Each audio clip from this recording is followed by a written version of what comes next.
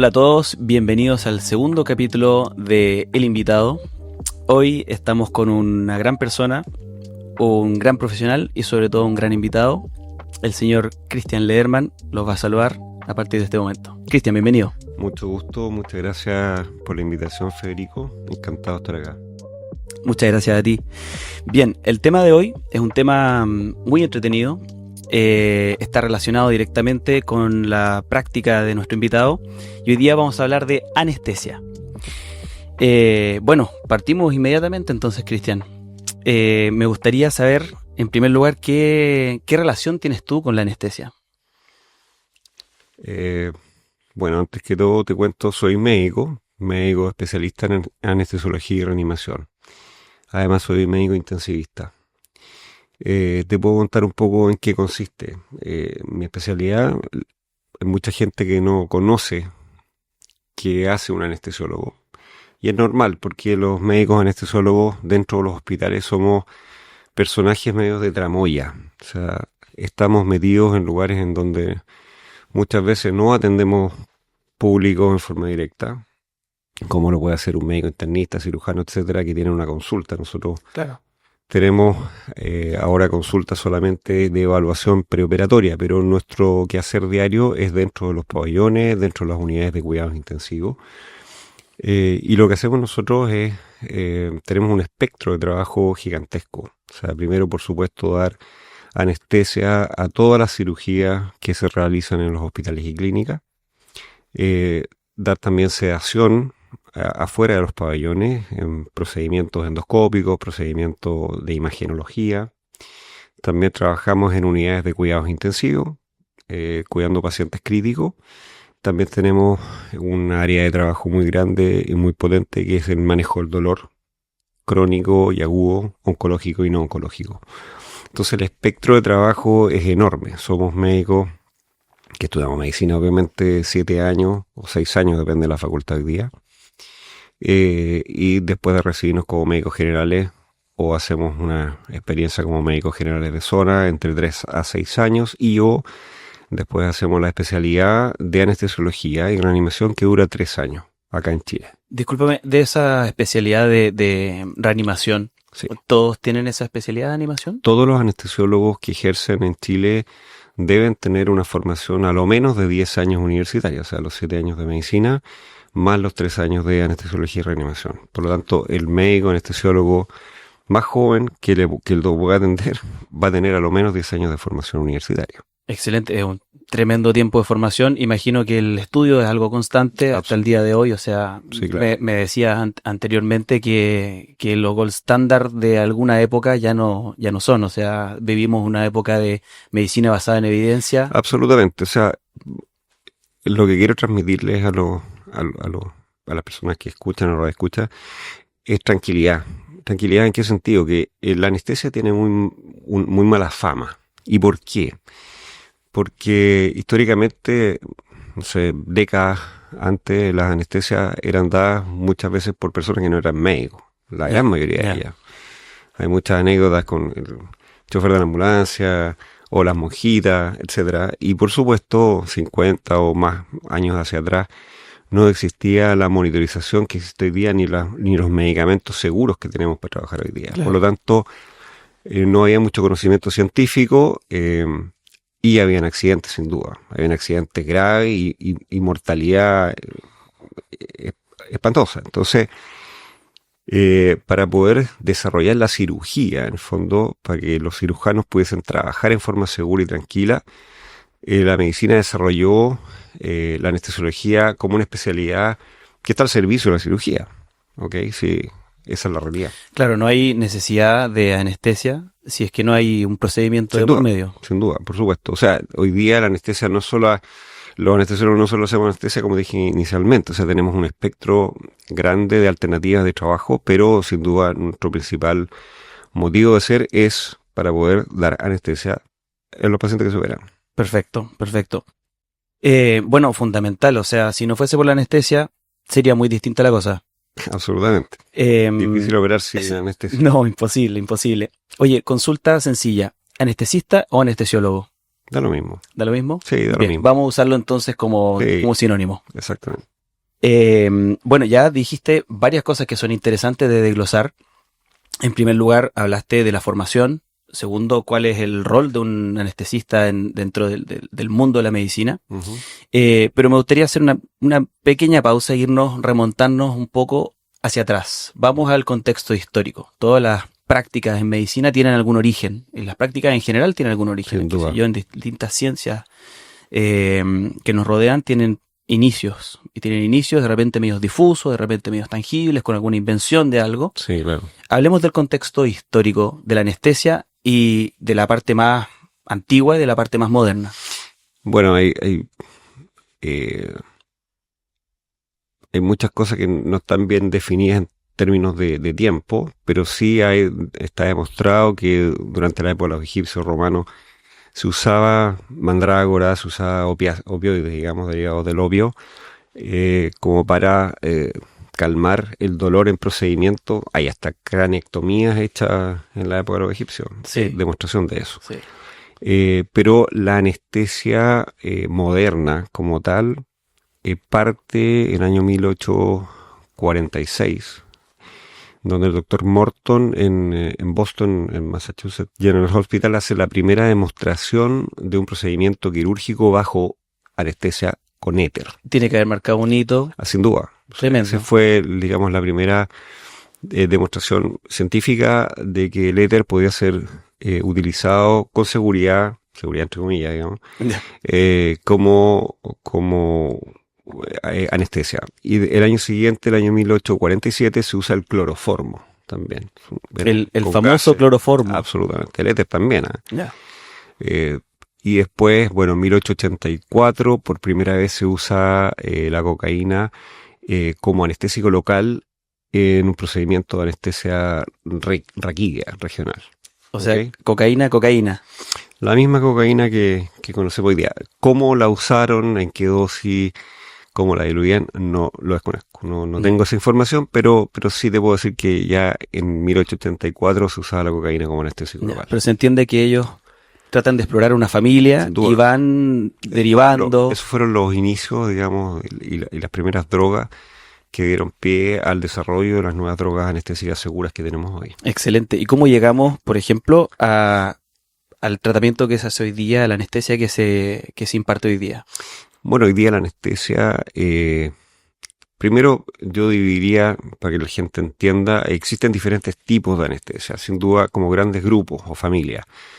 La anestesia local, ¿okay? Que es para procedimientos pequeños, para una sutura en un dedo, por ejemplo, o para procedimientos pequeños, regionales. Después están las anestesias regionales, que son anestesia bien conocida, la anestesia raquídea o espinal. Ya. Por La ejemplo, para peridural, un embarazo, por sin ejemplo. duda, por ejemplo, en un parto, uno utiliza una anestesia peridural o una combinada mezclada con una anestesia espinal. Ya. Las anestesias de tipo plexo, también que uno bloquea habitualmente hoy día bajo ecografía los nervios periféricos para bloquear una extremidad completa, por ejemplo, el brazo. Eso también, a todo esto hablas de técnicas Ujú. guiadas por ecografía. Eso también es algo, una práctica más bien reciente. Hoy día, sí, claro, sin duda, en los últimos 15 años menos, la ecografía ha sido un gran compañero, un gran aliado para poder hacer procedimientos de bloqueo regionales para instalar vías venosas centrales, vías yugulares, subclavias, femorales, y para hacer bloqueos, digamos, buscar arterias, venas en pacientes obesos y muchos, etcétera, digamos. O sea, va a ser el procedimiento mucho más seguro. Se disminuye el porcentaje de error si tú sabes dónde está absolutamente guiando la y aguja. disminuye las complicaciones, no las anula, pero sí disminuye Claro. el porcentaje de complicaciones. Y continuando con lo que te estaba contando, Sí. después de las anestesias espinales regionales, digamos, peridurales, etcétera, está la anestesia general. Que es ¿Ok? la madre de todas las Que en el anestesias. fondo en nuestro caballito de batalla, es lo que más hacemos habitualmente. Ya. Y la anestesia general se puede realizar primero porque hoy día tenemos un montón de monitores, de monitorización que me permite tener mucha información muy valiosa en tiempo real para poder tomar buenas decisiones y para estar seguro que lo que yo estoy haciendo está bien y que el paciente está bien, ¿ok? Está seguro. Excelente. Y tenemos una gama enorme de medicamentos de diferentes familias, una que son los analgésicos, en donde está el famoso fentanilo, el alfentanilo, remifentanilo, sufentanilo, que son derivados de la morfina. Son medicamentos mucho más potentes. O sea, el fentanilo tiene 80 a 100 veces más potencia analgésica que la morfina. Y el sufentanilo, que es el más potente, tiene 2000 veces más potencia. O sea, potencia. Espérate, a ver, me estás diciendo que hay medicamentos incluso más potentes que el fentanilo mismo. Sin duda. El sufentanilo es 2000 veces más potente, o sea, 20 veces más potente que el fentanilo. Chuta, o sea, cuando yo pensaba que el fentanilo ya era el jefe final y parece que hay otros derivados más, Sí, sin duda. más bacanes. Y después tenéis las otras familias que son los hipnóticos, en el fondo medicamentos que permiten que tú te duermas, ¿ok? Y después los relajantes musculares, que son medicamentos que permiten que todos tus músculos estén paralizados. Sin duda, no todos tus músculos, el músculo cardíaco no se altera. Claro, la musculatura voluntaria. Exactamente, Claro. la musculatura voluntaria, para que tú no te muevas durante la cirugía y el cirujano pueda hacer su trabajo en forma tranquila. Y después existen unos medicamentos para mantenerte dormido. Hay dos grandes grupos. Uno son los halogenados, que son medicamentos que se dan en forma inhalatoria por el tubo endotraqueal. Ya. Y la anestesia total intravenosa, que es el conocido propofol, que se administra en conjunto con el remifentanilo, que es un potente opiáceo, en forma junta, digamos, para mantener la anestesia general permanente durante el tiempo que sea necesario y que requiera la cirugía. Las cirugías pueden durar 15 a 20 minutos, hasta la más larga que yo he dado en mi vida fueron 23 horas. Entonces, 23 horas. 23 horas. Entonces, hay un espectro gigantesco de cirugía de diferentes complejidades. Las edades son muy distintas. No es lo mismo dar anestesia a un prematuro de 700 gramos que a un paciente de 106 años, que es mi récord, digamos, de edad. Entonces, y por supuesto no va lo mismo también la fisiología del paciente. Me explico, no es lo mismo darle anestesia a un paciente de 190 o 250 kilos, hipertenso, diabético, asmático, epiléptico, etcétera. Entonces, nosotros tenemos que adaptar la anestesiología a la fisiología del paciente, a las comorbilidades o a las enfermedades crónicas que tiene el paciente, a la duración de la cirugía, al tipo de cirugía, ¿ok? Entonces, pero nosotros tenemos un espectro gigantesco de alternativas en donde vamos mezclando, vamos eligiendo cuál es mejor y cuál es más segura para ese paciente. No hay una receta de cocina, sino que uno va mezclando habitualmente, poniéndose primero, obviamente, como digo, al servicio del cirujano, porque la idea es que el cirujano trabaje tranquilo y seguro, y por supuesto lo más importante es que el paciente esté seguro, que no recuerde lo que le están haciendo, no sienta dolor y que salga vivo y bien del procedimiento quirúrgico. Cristian, en torno a eso me quedo con algo que dijiste ahora al final, que no recuerde el paciente el procedimiento. Hablamos de analgesia, hablamos de sedación, hablamos de disminución de la capacidad contráctil de la musculatura, pero no hablamos de amnesia. ¿Qué medicamento o en qué procedimiento tendrías tú o qué tan común es utilizar, por ejemplo, un medicamento que genere algún tipo de amnesia y por qué? Bueno, hoy día la gran mayoría de los procedimientos, salvo excepciones, tengo excepciones como por ejemplo una cesárea. En la cesárea, idealmente, la paciente debe recordar lo que está viviendo. Claro. Eso es lo ideal. Hay situaciones excepcionales en donde uno tiene que dar anestesia general por un tema médico de urgencia, pero la idea es que la paciente embarazada pueda disfrutar el proceso de ser madre. Por supuesto. Pero eso es una excepción. La gran mayoría de las anestesias generales o las anestesias regionales, llámese raquídeo o peridural, van asociadas habitualmente a una sedación simultánea. ¿Por qué? Porque la idea es que el paciente tenga una buena experiencia. O sea, en anestesia general es obligatorio que el paciente no se recuerde lo que le estamos haciendo, pero en la gran mayoría de las anestesias regionales yo además le sumo una sedación, que para el paciente es igual o prácticamente igual que una anestesia general. El paciente va a estar dormido, no va a recordar exactamente nada de lo que le están haciendo, pero va a estar respirando de forma espontánea. que es distinto a una anestesia general en donde yo le pongo un tubo endotraqueal al paciente en la tráquea y lo conecto a un ventilador mecánico y lo hace respirar durante la cirugía. Y ahí yo necesito sí o sí que el paciente esté absoluta y totalmente dormido y que no recuerde nada. Ahora, ¿cómo sé yo, cómo tengo certeza de que eso ocurre? Porque hace más de 20 años existe una monitorización, la voy a decir en términos bien simples, de la actividad electroencefalográfica. ¿Okay? Y yo pongo unos sensores en la frente, hay diferentes tipos, diferentes marcas, digamos, pero es el mismo concepto. La idea es poder objetivar cuál es la actividad electroencefalográfica y saber cuál es el nivel de profundidad hipnótica de ese paciente. Entonces, hay dos cosas importantes y aquí me quiero tener. Sí, dale. Es muy importante saber que el paciente no está muy despierto, ¿ok? Que tiene un suficiente nivel de hipnosis que el paciente no va a recordar lo que yo le estoy haciendo o lo que estamos hablando, etcétera. Porque hay muchos casos, está escrito en la literatura 20 años atrás y más recientemente también de pacientes que han escuchado adentro de cirugía. Eso afortunadamente hoy día es extremadamente anecdótico, o sea, eso no debiese ocurrir, ¿ok? Porque primero yo tengo este nivel de medición del grado de hipnosis y lo otro importante, porque es vital medir este nivel de hipnosis, es porque un nivel de anestesia muy profunda te puede dañar el cerebro. Ok, ya. Entonces, nivel de anestesia muy profunda por un tiempo determinado. Hay unos trabajos muy bonitos que muestran eso, sobre todo en cerebros de pacientes más añosos. Ya. Pero cuando tú tienes un paciente extremadamente profundo en la anestesia, puedes alterar, puedes provocar un daño cognitivo permanente. Y eso está demostrado. Afortunadamente no es una cosa muy frecuente, pero hay datos que demuestran que eso es real. Por lo tanto, ¿Eso va más relacionado a la dosis o al tiempo? No, más a la dosis que el tiempo. Ya. O sea, yo puedo tener muchas horas un paciente dormido en un margen de seguridad y el paciente va a despertar impecable. Bien. ¿Ya? Y esa es la idea. O sea, la idea es darte seguridad y proteger tu cerebro. Por supuesto. ¿Entiendes? Pues o sea, eso es lo más importante, transmitir. Nosotros tenemos la obligación, como parte de nuestro trabajo, dar seguridad a los pacientes en que lo que nosotros estamos haciendo no le va a causar más daño del que ya tiene.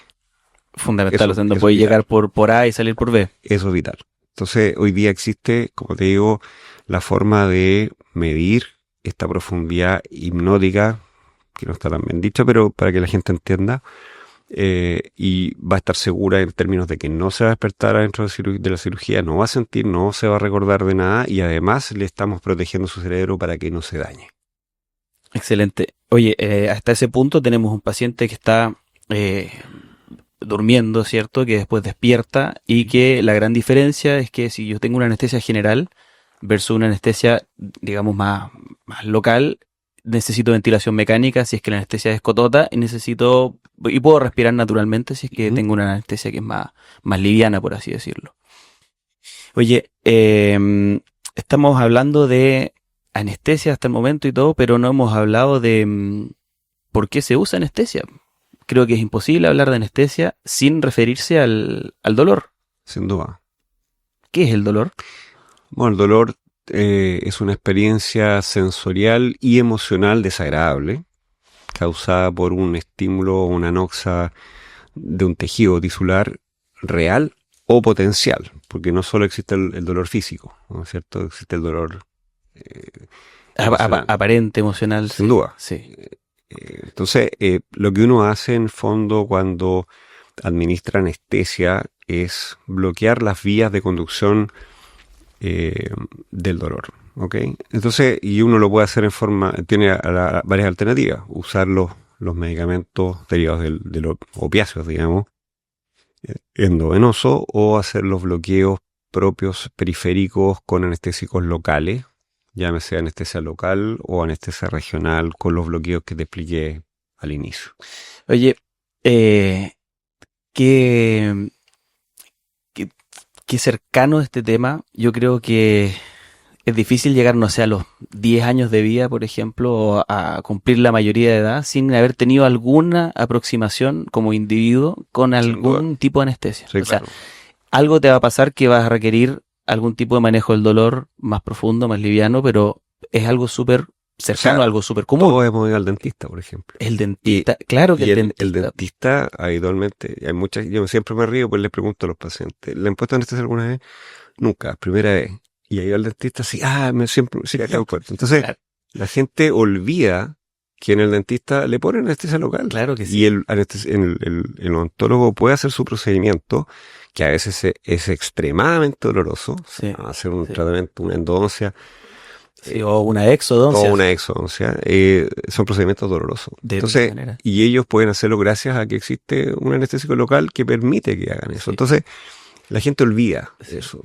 O sea, hace un corte en un dedo y sangra y termina con punto. Para poder hacer la sudura necesita anestesia local y muchos, etcétera. Yo recuerdo varias veces no me acuerdo de haber sido chico y haber ido al dentista y me tienen que anestesiar, qué sé yo, y haber dicho, gracias a Dios por la anestesia, realmente. Claro, por supuesto. Porque tenemos mucha suerte de haber nacido en esta época. Sí. Porque tenemos, imagínate lo que tiene que haber sido un parto en los años... En 1800. Pero y tampoco ni tan lejos, si esta cosa de la aprensión a los procedimientos dentales, gente que tiene trauma al dentista, etcétera, es porque la anestesia, qué sé yo, en la época cuando mis papás o mis familiares eran adolescentes pequeños, no existía la anestesia en la forma que existe hoy. Sin duda, sí, claro. O la masificación. Existía, pero no estaba la masificación. Ese es el tema, que no tenían todos los odontólogos la posibilidad de administrarla en forma segura. Sí, claro. Sí, así es. Así es. Bien. Vamos a hablar de otro tema importantísimo ligado a la anestesia.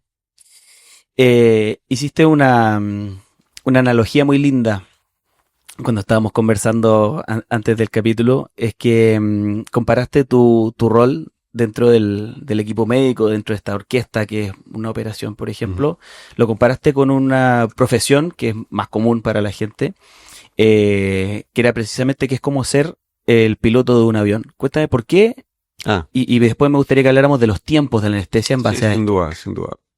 Bueno, sí, claro, tienen algunos parecidos. Son trabajos muy distintos, pero tienen cosas que son homologables, digamos. O sea, hay dos grandes situaciones dentro del proceso quirúrgico que a nosotros los anestesiólogos nos estresa un poco más, que es la inducción anestésica, cuando uno parte, el despegue del avión, ¿ok? Y el aterrizaje, que es cuando uno despierta al paciente. ¿Por qué? Porque son los dos grandes momentos en la cirugía en donde nosotros nos enfrentamos a la mayor cantidad de complicaciones o de problemas en el intraoperatorio. Y habitualmente el vuelo puede ser tranquilo cuando tenemos clima despejado o puede tener muchas turbulencias cuando el tipo de cirugía o el paciente que tiene muchas comorbilidades nos da trabajo, nos da complicaciones. Y en esto me detengo porque quiero que la gente que está escuchando entienda que todas las complicaciones intraoperatorias potenciales que pueden ocurrir, que son cientos distintas, las manejamos los anestesiólogos. ¿Y cuáles son esas complicaciones? Complicaciones cardiovasculares de todo tipo, o sea, arritmia, infarto, isquemia del corazón, problemas respiratorios, un problema de, un neumotórax, una desaturación, una broncoconstricción, problemas metabólicos, renales, de reacciones alérgicas severas, sangramientos, hemorragia, etcétera. Todo eso puede ocurrir mientras se está operando. Todo eso ocurre. Todo eso ocurre. O sea, y todas las cosas que te mencioné y más me han ocurrido. Paros cardíacos, respiratorios, etcétera. Entonces, por eso es tan importante el anestesiólogo, porque nosotros nos entrenamos para manejar y resolver esas complicaciones de forma segura. ¿Okay? El anestesiólogo debe saber mucho de medicina interna. No somos en absoluto médicos internistas, estamos lejos de eso, pero sí sabemos manejar las crisis intraoperatorias, que pueden ser muchas. ¿Okay? Entonces por eso es importante. El cirujano hace su trabajo, que es igualmente importante que el nuestro, igual o más importante, es al final nosotros estamos ahí por la cirugía, pero nosotros nos enfrentamos frecuentemente a complicaciones intraoperatorias y que pasan piola, entre comillas, porque nosotros resolvemos callados habitualmente estos problemas, pero potencialmente... Imagino también que tú ahí pones los paños fríos, porque sin duda, o sea, si el anestesiólogo entra en pánico, evidentemente, ¿qué queda para el resto? Evidentemente, nosotros somos las personas que tomamos el control del barco cuando queda alguna complicación importante y la resolvemos. Pero hay situaciones complejas, muy complejas y difíciles de manejar. en donde envejecemos semanas o meses en un procedimiento. Créeme que En un par de horas, claro. Envejece lo que no sí. envejeció en todo este tiempo. Pero por eso es importante que la gente esté tranquila cuando se enfrenta a un procedimiento quirúrgico, porque la persona que está en la cabeza de ello, que está a cargo de la anestesia, es una persona que está capacitada para manejar las complicaciones potenciales que puedan ocurrir durante ese procedimiento. Y hay, quiero volver al tema del aterrizaje, pero hay buenas escuelas formativas también aquí a nivel local. En Sí, Concepción hay varias casas universitarias que están formando constantemente becados que después van a ser anestesiólogos, sí, claro. y que alimentan un sistema que aparentemente requiere cada vez más presencia de esta especialidad. Así es, así es. Cuando yo partí en esto de la anestesia, mi primera anestesia la di en el año 89, para que tú te des una idea, hace 36 años cuando yo era estudiante de medicina, en donde en esa época había un médico anestesiólogo para todo el hospital donde yo me formé, que era el Hospital Regional de Concepción, y por eso habíamos alumnos de medicina que acompañábamos a los médicos anestesiólogos, nos entrenaban para poder dar anestesia, Claro. porque había una escasez gigantesca de anestesiólogos. Hoy día eso ha aumentado, la cantidad de anestesiólogos ha aumentado de forma exponencial, pero sigue habiendo, digamos, déficit de anestesiólogos porque, como te expliqué al principio, nuestra especialidad se amplió en un abanico gigantesco de alternativas y no solo damos anestesia. Hacemos medicina intensiva, hacemos cuidados a nivel dolor, etcétera. Entonces, cuidados paliativos también. Por lo tanto, en grandes centros como Concepción, Viña del Paraíso, Santiago, hay una cantidad enorme de médicos anestesiólogos y hay poca escasez. Pero sin embargo, en provincias, en lugares más alejados, hay una escasez de especialistas gigantesca. Entonces, siguen faltando médicos anestesiólogos y es muy probable que en décadas sigan faltando médicos anestesiólogos porque hay cada vez más procedimientos, hay cada vez más población, cada vez más procedimientos, más cirugía, más endoscopía, más procedimientos de imágenes, más pacientes con dolor crónico, más pacientes de cuidados intensivos que necesitan los cuidados de un anestesiólogo. Y hay un envejecimiento de la población. Así es. Que supongo que mientras más en edades extremas estamos, más complejo es y quizás más necesidad tenemos nosotros también de procedimientos que requieran anestesia. Sí, claro. Correcto. Cristian, otra consulta con respecto al mismo tema del aterrizaje del avión. Entiendo que el despegue es la inducción a anestesia, estás dormido, vamos a decir dormido, Sí, sí. estás sedado, anestesiado. Ocurre procedimiento, todo bien, ya es momento de despertar. Uh-huh. ¿Cómo se despierta un paciente y qué reparos hay que tener para que esto sea un procedimiento seguro? En general, el despertar, como dije inicialmente, es uno de los dos grandes momentos de mayor complejidad. Y en general es bastante sencillo, en términos de que uno corta los anestésicos o el anestésico o dos que utiliza para mantener al paciente dormido. Y el paciente va metabolizando rápidamente su medicamento hasta que llega un momento en que logra despertar. ¿Okay? Y cuando uno está intubado tiene que asegurarse de que no tenga un efecto de relajación muscular residual. O sea, uno bloquea con un medicamento habitualmente que es competitivo al relajante muscular para que el relajante muscular salga de la placa motora donde está, digamos, bloqueando esta contracción del músculo para que nuevamente los músculos puedan funcionar y el paciente pueda respirar. El diafragma, digamos, es el músculo principal para realizar una respiración fisiológica, por lo tanto me tengo que asegurar primero que ya no tenga efecto relajante muscular. Y después que eso ocurre, le cortamos la sedación y el paciente empieza a ventilar en forma espontánea. Y una vez que ya el paciente despierta, responde órdenes, lo extubamos, le sacamos el tubo. Muchas veces yo le doy órdenes al paciente, abre la boca, abre los ojos y el paciente responde antes de sacarle el tubo, ¿ok? Pero el paciente no recuerda ese momento, Yeah. ¿de acuerdo? Hay una amnesia retrógrada en todo ese periodo. Pero siempre es seguro extubar al paciente cuando está vigil, cuando ya responde órdenes. ¿Por qué? Porque ese es un momento crítico porque siempre puede existir una regurgitación o vómito y que ese vómito pueda pasar a los pulmones. ¿Okay? Yeah. Cuando tú estás vigil, cuando tú ya estás despierto y respondes órdenes, el reflejo de cierre glótico, digamos, de las cuerdas vocales ya está activo. Si yo te extubo, te saco el tubo cuando todavía estás dormido en forma profunda y llegaras a vomitar o a regurgitar contenido gástrico, puede pasar al pulmón y eso es muy grave. Malas noticias, malas noticias. Entonces Exacto. hay que estar ahí atentísimo en el aterrizaje también y Sí, después de claro. eso ya todo vea postoperatorio más bien Una normal. unidad de cuidado, sí, siempre todo paciente que ha sido sometido a anestesia regional o general debe ir a una unidad de cuidados postoperatorio, Ya. a lo menos 2 horas, Ok. ya donde va a estar cuidado y monitorizado por personas idóneas, un equipo de enfermería capacitado y habitualmente que llevan muchísimos años, décadas trabajando en esos lugares y pueden manejar en forma adecuada el dolor y poder diagnosticar precozmente cualquier potencial complicación que pueda haber en el postoperatorio inmediato. Mira, hablaste recién de una complicación que imagino que no debe ser tan infrecuente, que es esta sensación no sensación, sino que el hecho de que el paciente pueda vomitar o pueda regurgitar algo de contenido gástrico y esto se vaya a los pulmones, que imagino que es una tremenda complicación.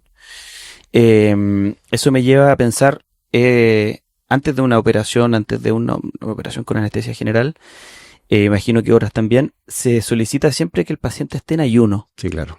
Sí. ¿Por qué se pide el ayuno? Bueno, el ayuno es una medida vital en cirugías electivas. O sea, yo puedo exigir, si el paciente no tiene un ayuno adecuado en una cirugía electiva, yo suspendo la cirugía. No solo yo, cualquier anestesiólogo. ¿Y por qué? Y es muy buena pregunta y para poder transmitir a la gente que es extremadamente importante que la gente tenga un ayuno adecuado, preoperatorio. ¿Y por qué? Porque el estómago debe estar vacío antes de que yo inicie la cirugía, porque existe el riesgo, como tú bien dijiste, de vomitar o de regurgitar mientras yo estoy en la inducción anestésica. Cuando yo parto la cirugía y yo te duermo y yo te pongo medicamentos para dormir, analgésicos potentes y te pongo un relajante muscular en donde tú no te puedes mover, no puedes moverte, yo te tengo que ventilar con una máscara y con una bolsa especial con oxígeno. Y en ese periodo, antes de que yo te pueda intubar, que pueden ser de 3 a 5 minutos, existe el potencial riesgo de que si tienes contenido gástrico, aspires. Ya, en periodo de náusea ahí. Y muchas veces lo grave es que la regurgitación es cuando el contenido gástrico sube por el esófago y pasa al pulmón sin tú darte cuenta. No es un vómito explosivo, sino Claro. que pasa contenido gástrico y sube. Entonces, por eso es importante el ayuno. Ahora bien, nosotros también no solo damos anestesia a pacientes que en cirugía electiva, damos también anestesia a pacientes en urgencia. Tú puedes irte a comer un completo a la Fuente Alemana y atravesas la calle y te atropellan. Claro. Y a la media hora estás entrando al hospital regional y te tenemos que meter a pabellón y tenéis media hora de ayuno y te comiste 2 completos. Claro. ¿Qué va a pasar? Pero obvio. Y peor con mayonesa. Bueno, entonces existen protocolos de inducciones rápidas con medicamentos que son más rápidos, de acciones más rápidas para poder intubar en forma más precoz a los pacientes, disminuyendo, no jamás eliminando, pero disminuyendo el riesgo de la aspiración. Me imagino ¿Ok? que tiene sus pros y sus contras también Es que comparado versus... no puedo esperar las 8 horas. Si tú estás sangrando y tienes una fractura de fémur y estás sangrando y estás desangrando, no puedo esperar 8 horas No. a que tengas ayuno porque vas a estar muerto en 8 horas. Entonces, por eso hay que poner en balanza siempre en medicina cuáles son los riesgos menores eh, cuando tomo decisiones terapéuticas. ¿Mm? Excelente, excelente. Que bueno, hemos abordado varios temas y creo que es momento de hacer una pequeña consulta, algo más personal. ¿Llevas cuántos años de práctica, Cristian? Más de 25 años de anestesiólogo. Más de 25 años. Y en estos 25 años, ¿hay algún tipo de cirugía, algún tipo de procedimiento que tú atesores a método personal? ¿Alguno que tú digas, sabes que este procedimiento lo encuentro, para mí marca un hito, me gusta? Difícil pregunta, Federico, sí, pero sí, yo creo que hay un tipo de cirugía que es muy compleja, pero que creo que es la que más me gusta. Sí, la persona que hace conmigo esta cirugía se va a reír porque siempre peleaba con él cuando me llamaba para esto, pero son los trasplantes de hígado. Los trasplantes hepáticos son cirugía súper compleja, pero muy bonita. O sea, hay una historia detrás de esos pacientes que estaban próximos a morir si no se trasplantaban y que tú le salvas la vida en el fondo. O sea, les das una segunda oportunidad, pero son cirugías que son extremadamente complejas, son pacientes que tienen un hígado que no funciona, el hígado tiene más de 1000 funciones bioquímicas, entonces tú comprenderás que son pacientes que tienen problemas de coagulación, problemas metabólicos, son cirugías largas de 8 o más horas, en donde tenéis sangramientos importantes, alteraciones metabólicas, endocrinológicas, tienes arritmias frecuentemente en el intraoperatorio. O sea, es un gran desafío quirúrgico y anestésico. Entonces, no todos los anestesiólogos están capacitados para una anestesia a un trasplante de hígado. Hay que capacitarse específicamente para eso en centros formadores donde hacen volumen importante de ello. Y cada paciente es un desafío especial. O sea, además, uno trasplanta nosotros trasplantamos también acá en Concepción guaguitas de meses de vida.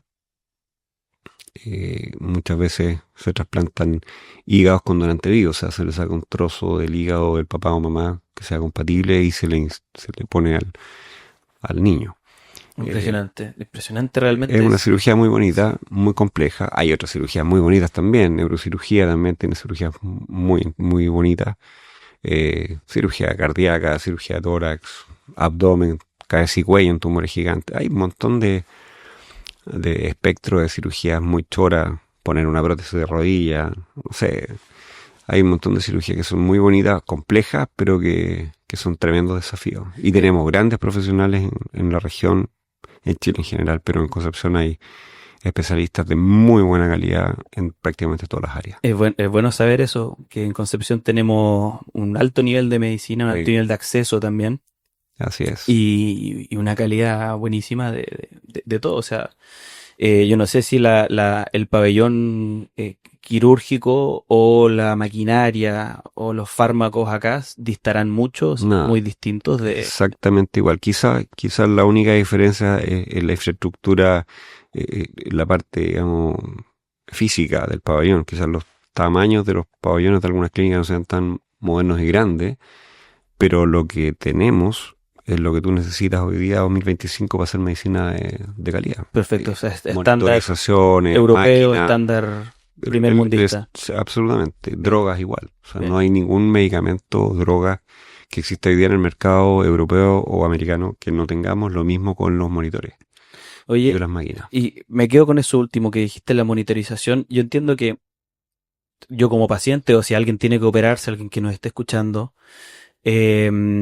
¿cómo le das seguridad tú al paciente? ¿Cómo sabes tú perfectamente qué decir, qué ver, qué observar para darle seguridad al paciente?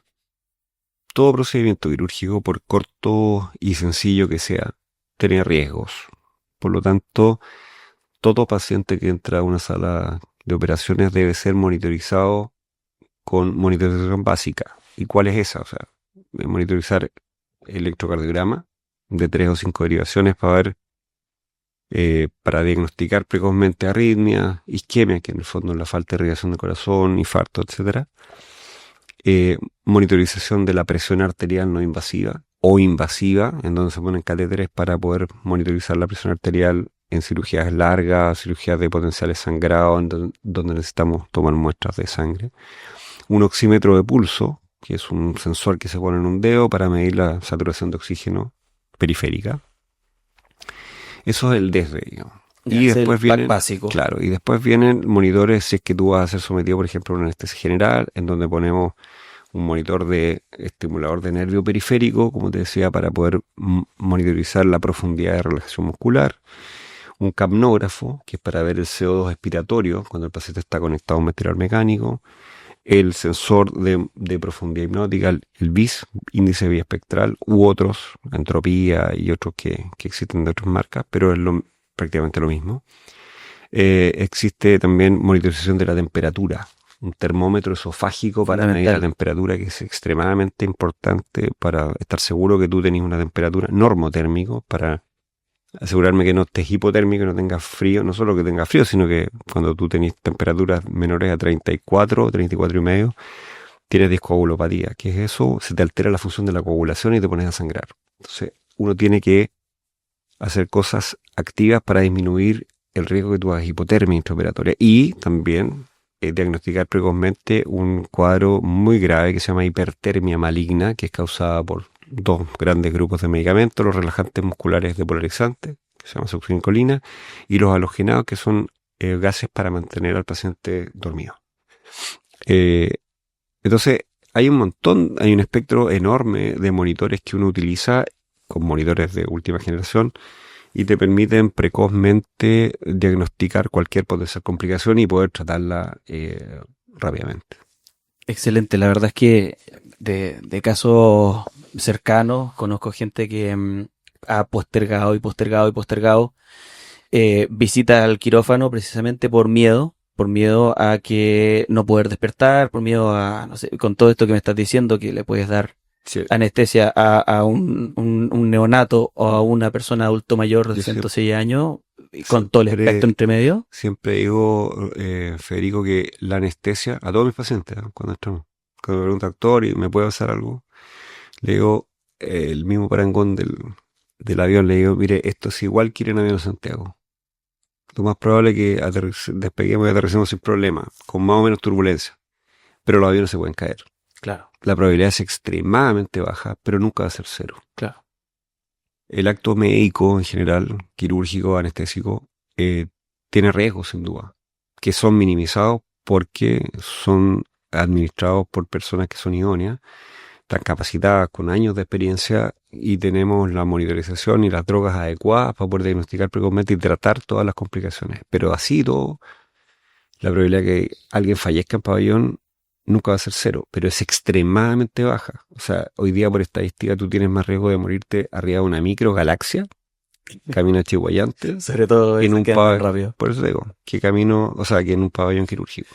Oye, me da mucho gusto escuchar que estamos en un nivel que nacimos en la era correcta, o sea, estábamos con un Tuvimos nivel suerte. de tecnología, ¿sí? Sí, claro. En la Edad Media te enterraba una flecha y tenés que sacarla así nomás, y si Sí. de cueva no te desangrás y sigues viviendo una Oye, calidad de vida, infección, te digamos. morías de una infección, qué sé yo. Ya no Mm. estamos en la época de la peste negra, no estamos en la época de un montón de enfermedades que gracias a miles de iniciativas médicas permiten que hoy día tengamos una expectativa de vida alta, una calidad de vida cada vez mejor. Y me alegro mucho de haber podido conocer y estar conociendo una segunda batalla que ocurre en cada quirófano, en cada operación. O sea, lo que tú me cuentas de todo lo que hay que estar atento para que la operación se lleve a cabo es realmente una segunda operación paralela, es un juego Es un completamente trabajo, aparte y complementario. como dije al principio, los médicos anestesiólogos somos de tramoya. De tramoya. La gente Claro. ni se entera de lo que hacemos realmente y todos los riesgos que asumimos en cada procedimiento quirúrgico, pero esa es nuestra pega y eso es lo bonito y eso me encanta también, Sí. ser un poco el protagonista siempre es el cirujano, el que se da los aplausos y está perfecto. A mí me encanta salir por la puerta de atrás y que nadie se entere de lo que hiciste y también tiene sus méritos. Pero sí, hay gente muy buena, muy bien capacitada en Chile en general. Aquí en Concepción hay médicos brillantes, muy bien formados, muchos de ellos afuera, y el nivel de medicina que hacemos es de primer nivel. Quizás la hotelería no es la mejor, no tenemos una clínica Las Condes o una clínica alemana en términos de hotelería, Sí. pero en términos de resultados médicos Pues es sí, exactamente eso, igual. eso es lo importante, eso es lo importante. Al Absolutamente. final, si hay más o menos, qué sé yo, comodidad postoperatoria, la verdad es que da un poco lo mismo. Lo importante es que la operación, que los procedimientos, los profesionales sean Así es. correctos, y eso me queda más que claro que el día de hoy estamos, Hoy como día decíamos, en buena hacemos época. de todo. En Concepción se hace de todo. Como te conté ayer, lo único que no hacemos es un trasplante de cara. Pero hacemos trasplante de corazón, de hígado, de riñón, neurocirugía, cirugía de tórax, cirugía de cabeza y cuello compleja, traumatología de todas las subespecialidades, prótesis donde se te ocurra, cirugía endovascular, vascular compleja, urología, todas las especialidades y subespecialidades las hacemos y las hacemos bien. Me alegro mucho. Cristian, hemos conversado ya sobre varios puntos. Me gustaría que empezáramos a cerrar este capítulo y quiero hacer algunos agradecimientos y quiero también decir que hemos hablado de hartos temas, pero me hubiese gustado que habláramos más, por ejemplo, y lo vamos a tener que dejar quizás para una segunda edición, sobre todo lo que son los opiáceos, estas drogas que están de moda, el fentanilo. Tú hablaste del fentanilo. Imagino que un fentanilo operatorio no te genera adicción, como una morfina operatoria no te genera adicción. Sí, claro. Cuéntame un poquito sobre la adicción y vamos cerrando el capítulo. La adicción es un temazo porque no solo ocurre en personas lejos de la medicina, ocurre mucho más de lo que uno cree en personas que están relacionadas al ambiente hospitalario, porque tenemos fácil acceso a ellas. Okay. Y el problema es que estas drogas opiáceas son extremadamente peligrosas en términos de adicción. O sea, está demostrado que solo el consumo en una oportunidad te genera adicción.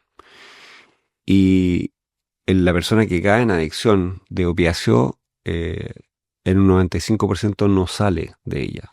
O sea, según estadísticas de los psiquiatras, solo 5% de las personas que caen en adicción de opiáceos duros, digamos, de este tipo, puede rehabilitarse. Entonces,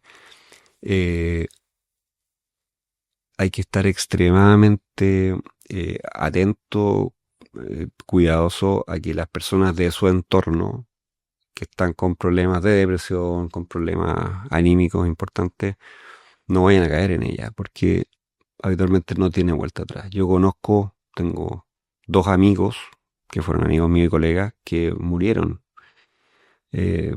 por el consumo de droga. Y es súper fuerte, porque además habitualmente ellos primero no reconocen que están, Claro. que son adictos. La gran mayoría de las veces tampoco aceptan ayuda. Y es súper complejo poder tratar de ayudarlos, porque tú sabes que al final no va a ser feliz. Entonces, es un temazo el tema de las drogas. Yo creo que esto es como la punta del iceberg. Sí, o sea, nosotros nos enteramos solo de la parte que vemos, pero hay una parte negra abajo en todos los opiáceos y morfina, cocaína, heroína y todos los derivados que existen de ellos, que es una industria gigantesca, horrorosa, maravillosa para nosotros porque nos ayuda a hacer bien nuestro trabajo, pero tiene un lado B que es horroroso. Sí. Y que es muy difícil de poder manejar porque es una industria que mueve millones y millones de dólares. Entonces las drogas en general es un temazo. Hay mucha infiltración monetaria en personas importantes que toman decisiones. Entonces va a ser muy duro, muy difícil para las generaciones que vienen poder revertir el tema de las adicciones. Creo que este tema de no solamente de drogadicción, sino que también de prevención y de observar en dónde estamos, hacia dónde vamos y qué es lo que ha ocurrido en todo este tiempo y por qué estamos como estamos en torno a estos temas masivos, que también es otro tema que está ahí escondido a plena vista, que es precisamente la cantidad de drogas que consume una sociedad actual. Vamos a tener que dejarlo en stand-by para un siguiente tema, para una siguiente mesa de conversación. Y por lo pronto, ir cerrando, indicando que estoy muy, muy, muy feliz de haber podido tenerte acá como invitado. La verdad es que hasta el momento la recepción del programa ha sido bastante buena, mejor de lo que esperaba.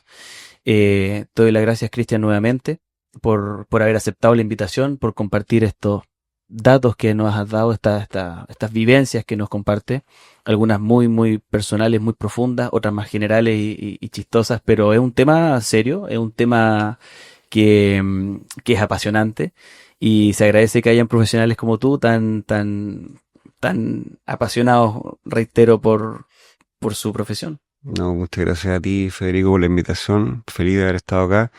Espero haber podido contribuir a que los radioescuchas hayan podido aprender un poco más de anestesia, de qué significa esto que hacemos los médicos anestesiólogos, y ojalá que cuando se enfrenten nuevamente a un procedimiento quirúrgico vayan con tranquilidad y calma y confianza en que la persona que está detrás de ellos es una persona capacitada y que los va a llevar, digamos, de vuelta a su casa con sus seres queridos en forma segura. Excelente, excelente. Muchísimas gracias.